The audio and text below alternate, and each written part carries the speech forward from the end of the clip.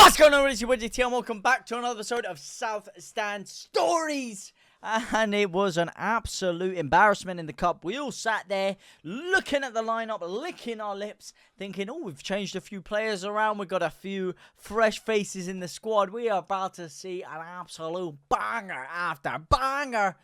And what do we see? An absolutely flat, lethargic, just tepid performance from Leeds United. We started off decently in the first 10 minutes, created a couple of decent chances. Firpo had a very good one early doors, which he missed.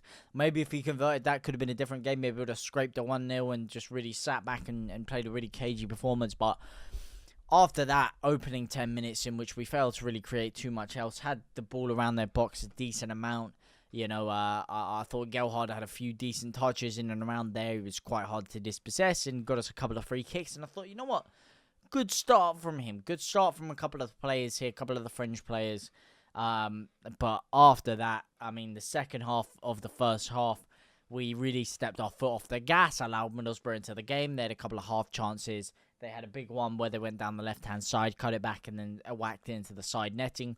Again, end of the first half, we're both sat there like nothing too much to write home about. Neither side had too much of a chance, and a lot of us were sat there saying, wow, 49 minutes of my life that I'm just not going to get back anytime soon. So we digress and we move on to the second half of football, and we're hoping for something a little bit more exciting, something that can at least get us on the edge of our feet and get us excited to watch this game of football and watch another 45, maybe more. Ended up being 8 minutes of added time, so ended up being 53 minutes of football. Hopefully something at least that we can lick our lips to try and watch. And what we saw was nothing short of embarrassing. Really nothing short of embarrassing. We got absolutely outplayed. Within seconds, Middlesbrough went 1-0 to the good, and it was fucking, it was the 50th minute, so within seconds, it was technically 3 or 4 minutes in, and it was fucking Dick of Steel himself coming through and scoring what was a pretty poor goal. I mean, our defense opened like Moses had parted the Red Sea. They guided through, and it is official, gents. It is official. Whilst, yes, the goals were not really too bad that we conceded against Portsmouth, they were, you know, just either a penalty, which was just stupid individual mistake, a stupid individual mistake from Melier, or a beautiful long shot with, again, a stupid mistake from Rodon. Nothing really too systematically wrong. In the second game of the season, 3 days into the season, really, Skidmark defending is officially back, ladies and gentlemen, because we were open. We were open for business 24/7, pure gym settings. Oh boy, were Middlesbrough having their way with us in that second half there. It ended 3-0. It could have and really should have been about 5 or 6. Carl Darlow made a decent one-on-one save. Aside from that, they missed a lot of big chances when either through one-on-one or just in and around the area, which they should have converted. Really bad cash for gold cash converters there. And Leeds were just weak. We were abysmal. We were poor. Abysmal. Dismal. Flat. As I said, I'm really running out of adjectives or verbs, should I say, to describe, or not adjectives really, to describe Leeds' play, because a verb is a doing word, adjective is descriptive, and it's ironic that a verb is a doing word, because Leeds weren't doing anything in the game to try and win the game. Even when we made the changes, even when we brought all 5 players on that were off the bench, I mean, we didn't really look like we were going to do too much.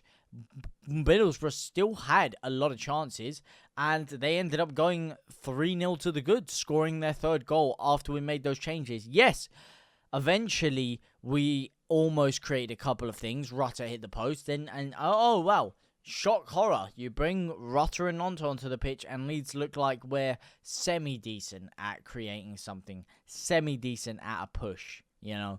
That just really goes to show you how poor and how porous a lot of our team are, that we're reliant heavily on bringing in both Nonto and Rutter to do anything. You know, this just shows how heavily reliant we were on Somerville last year.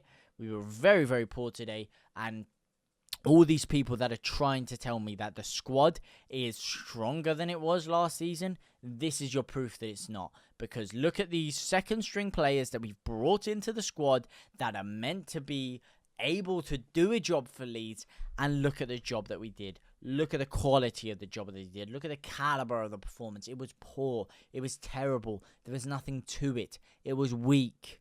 It was just bad. It was flat out embarrassing. It was flat out poor. And people want to tell me that we have players in the squad that can, do a good job and can suffice in this position. They can't. All right, we saw it today. Listen, you take the players out, you take a couple of the top players out, and we literally had nothing. Maybe I'm being too harsh. Maybe you guys saw a little bit more positivity from me, positivity from the performance than me. I mean, listen, my brain isn't even fully working. It's late. I'm tired. That performance did absolutely nothing to wake me up. I'm not even trying to be negative. Listen, I was the guy after the Portsmouth game that was actually really positive and upbeat. I thought we played really well. But today, there's no positivity or upbeatness. It was just funny. It was laughable by the end, really. I'm not mad. I'm not annoyed. It was quite funny. It really was quite funny, the way that we played. It was quite hilarious, the way that we were being able to be cut open that badly. And the fact that we all know who their manager is, and the fact that that man was able to come to Elland Road and do that to us, fuck, you should hang your head in shame, mate. You really should hang your head in shame, because you have humiliated us Leeds fans with that one. Humiliated us by allowing him to come to Elland Road and do that to us. That is a cardinal sin. A cardinal sin that cannot be allowed. You're at your home ground. We all know the history there. And you allowed that to happen. That is poor. That is poor. The only positive bright spot I can see was Luke Ayling getting applauded by the fans. Luke Ayling getting on the pitch, having a little chinwag with Patrick Bamford on the touchline. And, having a kick around at Elland Road again. I was very happy to be able to see Luke Ayling at Elland Road one more time. I was very happy to see the reception that he got.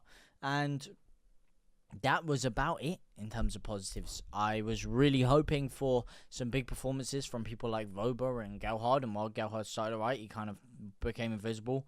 Aronson, I was hoping to see a lot from. I was happy that he was going to be given an opportunity. That's what Cup football's for. Didn't see anything really from him at all. He kind of went invisible after the first 15 minutes and was invisible up to the point he got hooked off. As for Voba, he was dreadful. Stumbled over his own footing at 1-0. Almost gave a goal away for 2-0. Should have been 2-0. They squandered that chance big time. And aside from that, he just looked like he didn't want to be there. He looked like he really didn't want to be there. And he went from being the best defender we had in that opening spell, or that closing spell of our last Premier League campaign, the last 6 months he was there.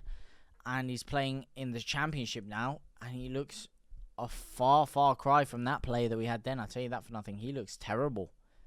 He looked really, really poor. Like he just wasn't interested at all. That's the only reason I can think as to why he was that poor. But please, let me know what you guys think. Do you guys have any other positivity?